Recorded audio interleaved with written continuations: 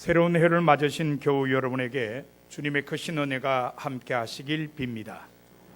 또한 여러분의 가정과 일터와 사업장에도 도우시는 주님의 손길이 함께 하시길 바랍니다. 지난번 당회와 송구영 신예배에 참석하신 분들은 이미 아셨겠습니다마는 올해 우리 교회 표어는 함께 세워지는 교회입니다. 모든 성도가 서로의 차이를 극복하고 하나가 되어 하나님께서 성령으로 거하실 교회로 함께 세워져 가자는 뜻입니다.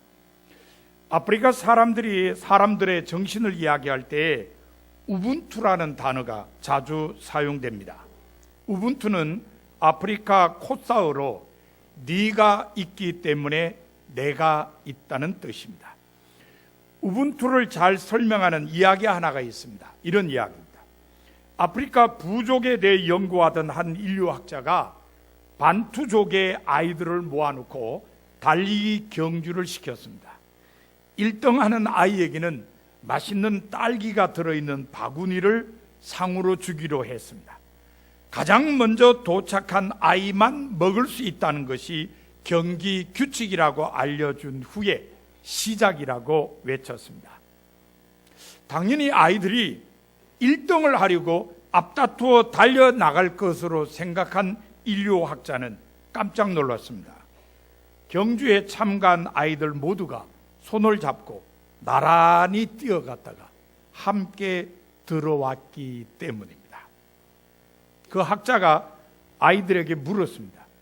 가장 먼저 들어온 아이에게 딸기 전부를 주려고 했는데 왜 손을 잡고 함께 들어왔니? 그러자 아이들 입에서 우분투라는 말이 합창처럼 쏟아졌습니다. 그리고 한 아이가 이렇게 말했습니다. 혼자 딸기를 다 먹으면 친구들 모두 슬퍼할 텐데 어떻게 혼자 기분이 좋을 수 있어요? 그 인류학자는 아이들을 칭찬하며 모두가 딸기를 맛있게 먹도록 했습니다. 남을 배려하며 함께 한다는 것이 얼마나 중요한지를 아는 아이들이었기 때문입니다. 시인 김남주님이 쓴 시 가운데 함께 가자 우리 이 길을 이라는 시가 있습니다. 이런 내용입니다. 함께 가자 우리 이 길을 셋이라면 더욱 좋고 둘이라도 함께 가자. 앞서가며 나중에 오란 말일랑 하지 말자. 뒤에 남아 먼저 가란 말일랑 하지 말자. 둘이면 둘, 셋이면 셋, 어깨동무하고 가자. 투쟁 속에 동지 모아 손을 맞잡고 가자. 열이면 열, 천이면 천, 생사를 같이 하자. 둘이라도 떨어져서 가지 말자. 가로질러 들판 산이라면 어기여차 넘어주고 사나운 파도 바다라면 어기여차 건너주자. 고개 넘어 마을에서 목마르면 쉬었다 가자.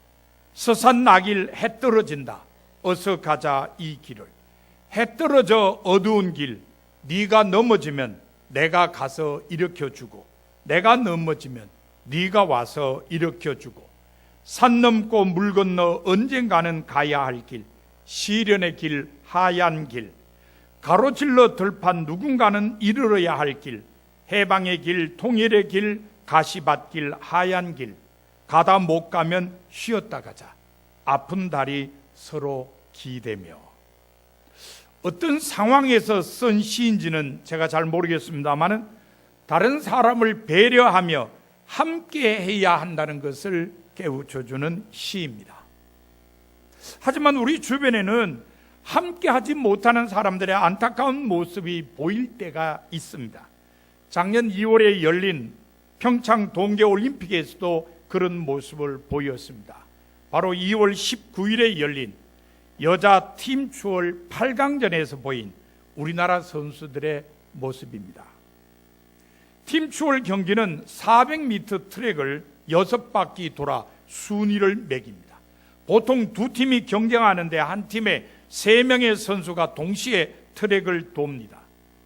특별한 것은 각 팀에서 제일 늦게 들어오는 선수가 결승선을 통과하는 것을 기준으로 기록을 재는 것입니다. 그러니까 세 명이 함께 트랙을 타니까 먼저 들어온 두 사람은 소용없어요. 세 번째로 들어온 사람이 그 팀의 기록이 되는 것입니다. 그날 우리나라 선수들은 두 명이 먼저 결승선을 통과했지만 한 명은 한참 뒤처진 채 들어왔습니다. 지금 보이는 저 사진이 바로 그날 그 모습입니다. 빙상 경기에서, 더군다나 실내 트랙을 도는 경기에서 저 정도 떨어지면 굉장히 많이 떨어진 겁니다. 한 3초 이상 떨어진 거리거든요. 그러니까 결국은 저 뒤에 떨어진 마지막 선수의 기록이 우리나라 팀의 기록이 되었습니다. 그래서 당연히 우리나라는 탈락하고 말았습니다. 그 다음에 왕따 논란이 벌어졌습니다. 방송 인터뷰와 청와대 국민청원동으로 시끄러웠습니다. 이 일로 한 선수는 정신과 입원 치료를 받기도 했습니다. 더 유감스러운 것은 이 경기 장면이 외신에도 보도되었다는 것입니다. 미국, 영국, 캐나다 등의 주요 외신들이 이 장면에 대해 동계올림픽 역사에 계속 남을 장면이며 올림픽 정신을 훼손하는 올림픽 최악의 장면이라고 보도한 것입니다. 이 경기 장면을 올림픽 정신을 훼손하는 최악의 장면이라고 보도한 것은 함께 해야 할 한 팀의 선수들이 함께 하지 못한 것에 대한 질책입니다. 함께 해야 할 사람들이 함께 하지 못하는 것은 대단히 잘못된 일임을 지적한 것입니다. 사도 바울도 이 비슷한 일을 알고 있었는지 에베소 교회에 보낸 편지에서 성도의 하나됨을 강조했습니다. 4장에서는 성령이 하나 되게 하신 것을 힘써 지키라고 권면하면서 그리스도의 몸도 하나요, 성령도 하나요, 주도 한 분이시요, 믿음도 하나요, 세례도 하나요, 하나님도 한 분이시라고 강조했습니다. 오늘 본문에서는 모든 성도가 함께 세워지는 교회임을 강조했습니다. 그리스도 안에서 함께 세워져서 하나님께서 성령으로 거하실 처소가 되어야 한다는 것입니다. 본문의 배경이 되는 초대교회 때는 유대인 그리스도인과 이방인 그리스도인 사이에 보이지 않는 갈등이 있었습니다. 그래서 사도들은 이 갈등을 뛰어넘는 하나됨을 가르쳤습니다. 유대인의 입장에서 볼 때 이방인들은 종교적인 외인과 나그네였습니다. 하나님의 언약의 약속과는 전혀 상관없는 사람들이었다는 말입니다. 하지만 그리스도 안에서는 달라졌습니다. 그리스도 안에서 형성된 교회 공동체에서 이방인 그리스도인들은 새로운 신분을 얻게 되었습니다. 이것에 대해 본문 19절에서는 이제부터 너희는 외인도 아니요 나그네도 아니요 오직 성도들과 동일한 시민이요 하나님의 권속이라고 선언했습니다. 이방인 그리스도인도 유대인 그리스도인과 같은 성도요 하나님의 가족이 되었다는 것입니다. 교회는 이방인과 유대인의 구별 없이 하나님과 교제하는 하나님의 가정이라는 말입니다. 20절에서는 교회를 건물에 비유했습니다. 교회는 사도들과 선지자들의 터 위에 그리스도 예수님을 모퉁이 돌로 한 건물이라는 것입니다. 사도들과 선지자들이 터가 되고 예수 그리스도께서 모퉁이 돌이시라면 성도들은 무엇에 비유할 수 있을까요? 건물에서 성도들은 뭘까요?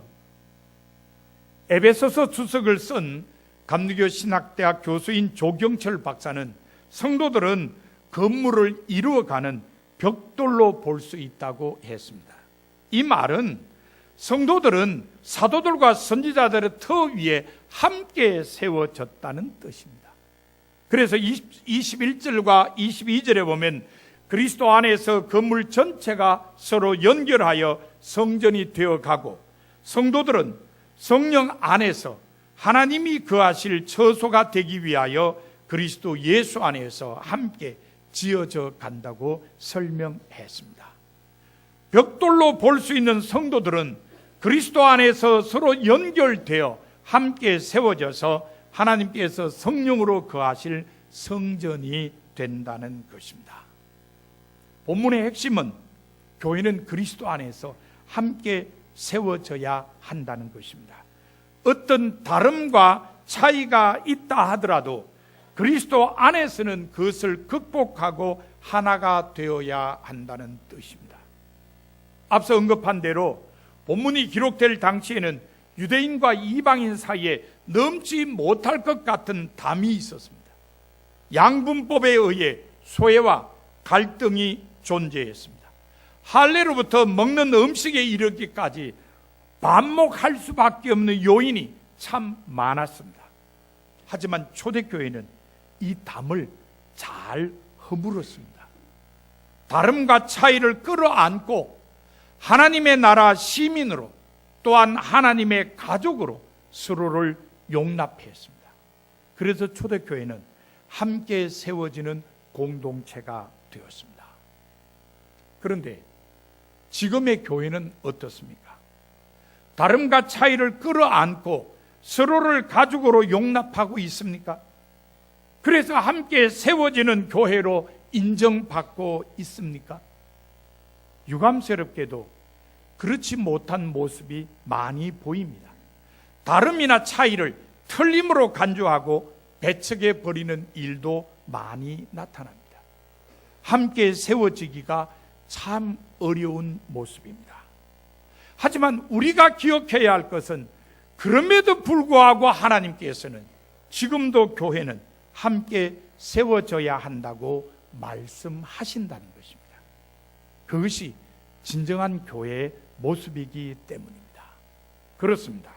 교회는 사도들과 선지자들이 전해준 예수 그리스도에 관한 복음이라는 터 위에 세워지고 예수 그리스도에 의해서 완성된 집입니다. 그러므로 사람이 나눌 수가 없고 반목할 수도 없습니다. 물론 집에는 많은 방이 있습니다. 하지만 그 많은 방은 같은 터와 같은 모퉁이 돌을 가진 하나의 집 안에 있습니다. 그러므로 다양한 사상, 다양한 성격, 다양한 지위 등을 가진 사람들이 있다 하더라도 교회는 조화 속에 하나가 되어야 합니다. 다양한 방들이 있으나 하나의 집인 것처럼 말입니다. 하나가 된 사람들은 함께 성장해야 합니다. 주 안에서 성전이 되어 가야 하며 하나님께서 성령으로 거하실 처소로 지어져 가야 하기 때문입니다.